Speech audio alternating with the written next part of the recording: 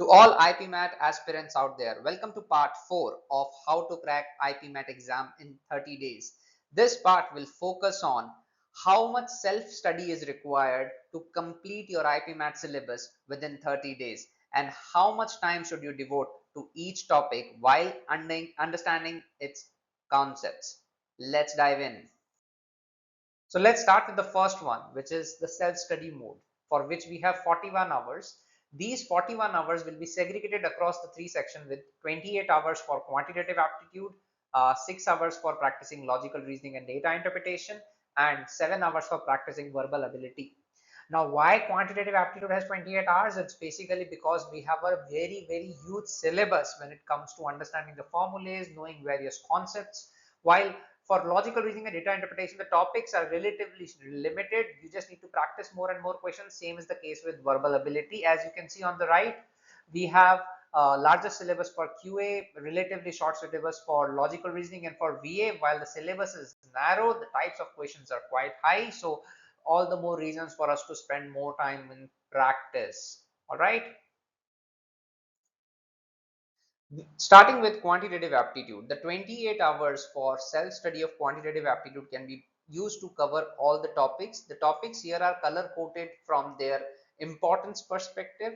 The green ones are relatively more important and are frequently tested in your exams. So these includes topics like time and distance, time and work, LCM, HCF, PNCs, linear equations, polynomials, etc. The yellow ones are basically those which are relatively less tested, and the red ones are which are basically rarely tested in exams, and these will be the last priority when it comes to preparing for IPMAT exams. So looking at the importance of each topic, we can see that the areas like arithmetic are very easy to read into and learn about them, while numbers and modern maths are moderate level of difficulty. Then we have geometry and algebra, which are on the higher side of difficulty. The color coding is on the basis of how easy or difficult it is for a student to sort of complete those.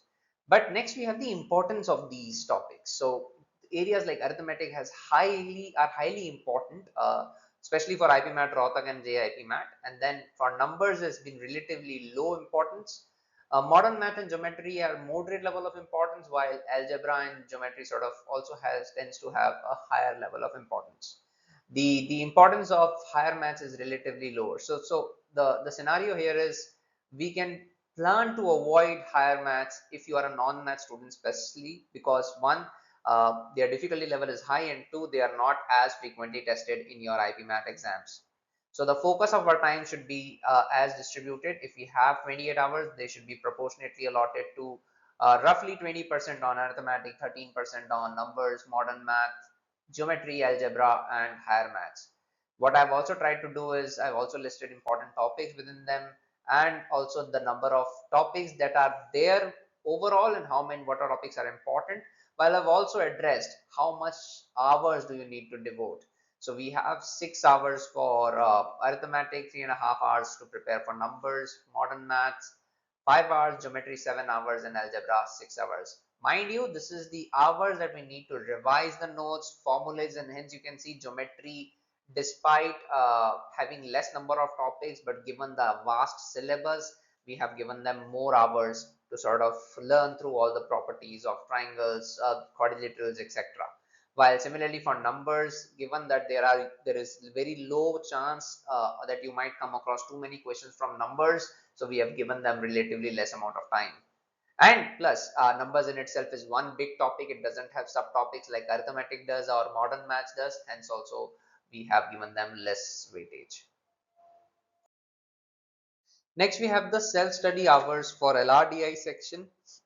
Here again, we can see the list of topics that are in the types of questions that typically come. So we have the single question types, we have the set based or the puzzles types questions, we have the non-verbal reasoning, critical reasoning, and data interpretation. Again, the topics have been color coded based on their importance. The green ones are tested more frequently, the red ones are relatively less tested, and the yellow ones are sort of moderate level of importance. So as you can see, topics like games and tournaments, three-dimensional to two-dimensional shapes, summary, line graphs, or these are like relatively untested, and your preparation, you can deprioritize them on the front side and focus more on the green ones as you prepare for LRDI. While there is not enough syllabus, so the overall number of hours are only 6. Now again, let's look into individual area topics and how we can devote this 6 hours of self-study for logical reasoning. So we have again all the headings, the basis of types of questions, and then we have categorized them into the relative level of difficulty, which is easy to moderate for the set for individual questions, moderate to high for the set-based question. This is also primarily driven by the 5 questions that we get in the IPMAT Indore, whereas the same for IPMAT Rohtak and JIPMAT is relatively on the easier side. For critical reasoning, non-verbal reasoning, it's largely moderate level of difficulty, and data interpretation is rarely tested, but it is very, very easy to start with.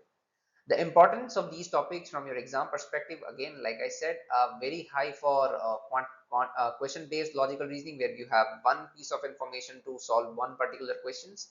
Relatively moderate for set based question. Again, like I said, this is primarily IPMAT Indore, which has 5 questions based on one single piece of puzzle.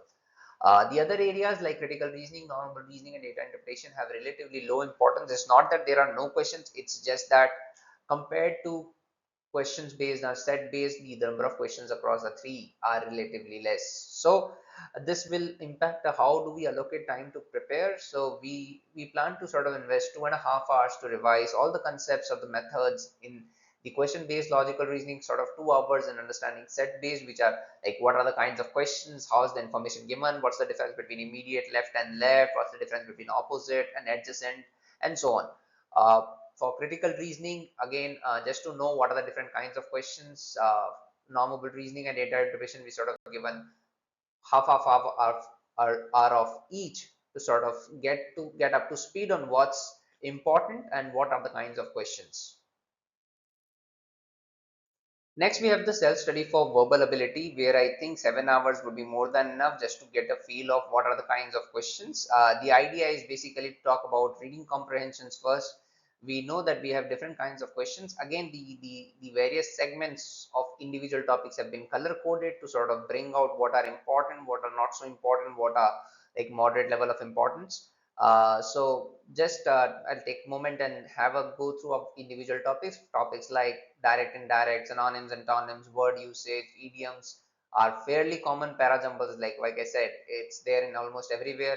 But since a couple of years, like para completion sort of not being tested that often, and when it is being tested, they have been on the very, very difficult side. So my suggestion is to deprioritize it, preparing upfront, maybe focus on some of the easier to solve areas, which we'll cover in the next slide. But just to give a brief of how the sections sort of stack up in terms of them being the probability of them being tested in the exam. So the 7 hours that I dedicated for self-study for VARC now will be broken down basis of the individual topics. Like I said, the relative difficulty of reading comprehension has been on the higher side, while everything else has been largely easy or moderate sort of level of difficulty. But given that there are only 4 headers, so all of them are equally important. While we can be selective in terms of what we want to focus our energy on, we definitely cannot leave any of the major header outside of our preparation bracket. But given the weightage and the amount of content that we have to deal with, the focus of your time should be 30% on reading comprehension, 35% on grammar, 10% on vocabulary, because you actually cannot prepare anything on vocabulary. What you can do is you can look at different kinds of questions. Like I've said, important things to do, if you can see this row, uh, the important things to do is basically the types of questions, tenses, rules, and directing that for grammar.